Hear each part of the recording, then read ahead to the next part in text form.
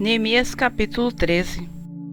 Naquele dia leu-se no livro de Moisés, aos ouvidos do povo, e achou-se escrito nele que os amonitas e os moabitas não entrassem jamais na congregação de Deus, porquanto não tinham saído ao encontro dos filhos de Israel com pão e com água. Antes contra eles assalariaram a Balaão para os amaldiçoar. Porém o nosso Deus converteu a maldição em bênção. Sucedeu, pois, que, ouvindo eles esta lei, apartaram de Israel todo o elemento misto. Ora, antes disto, Eliasibe, sacerdote, que presidia sobre a câmara da casa do nosso Deus, se tinha aparentado com Tobias, e fizera-lhe uma câmara grande, onde dantes se depositavam as ofertas de alimentos, o incenso, os utensílios, os dízimos do grão, do mosto e do azeite, que se ordenaram para os levitas, cantores e porteiros, como também oferta alçada para os sacerdotes. Mas durante tudo isto, não se estava eu em Jerusalém, porque no ano 32 de Artaxerxes, rei da Babilônia, fui ter com o rei, mas após alguns dias tornei a alcançar licença do rei.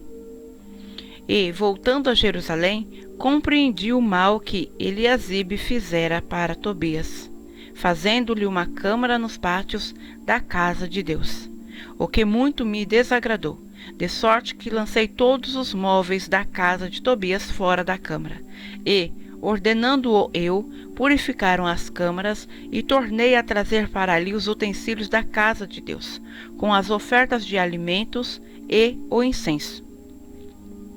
Também entendi que os quinhões dos levitas não se lhe davam, de maneira que os levitas e os cantores que faziam a obra tinham fugido cada um para a sua terra. Então contendi com os magistrados e disse: por que se desamparou a casa de Deus? Porém eu os ajuntei e os restaurei no seu posto. Então todo o Judá trouxe os dízimos do grão, do mosto e do azeite aos celeiros. E por tesoureiros pus sobre os celeiros a Selemias, o sacerdote, e a Zadoc, o escrivão, e a Pedaías, dentre os levitas, e com eles Anã, filho de Zacur, o filho de Matanias, porque foram achados fiéis, e se lhes encarregou a eles a distribuição para seus irmãos.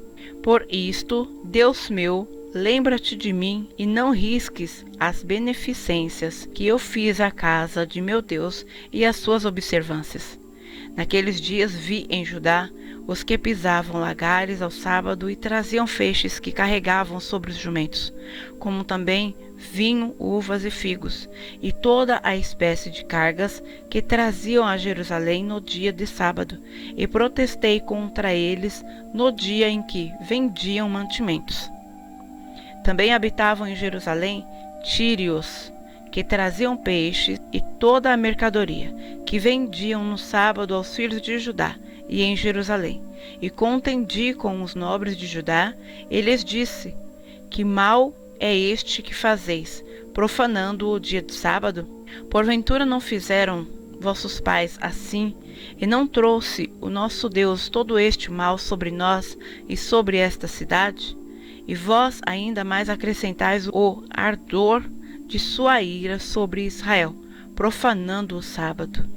Sucedeu, pois, que, dando já sombra nas portas de Jerusalém, antes do sábado, ordenei que as portas fossem fechadas, e mandei que não as abrissem até passado o sábado, e pus as portas a alguns de meus servos, para que nenhuma carga entrasse no dia de sábado.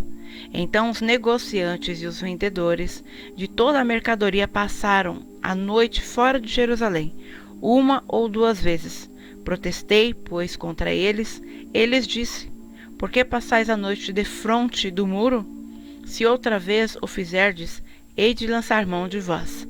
Daquele tempo em diante não vieram no sábado.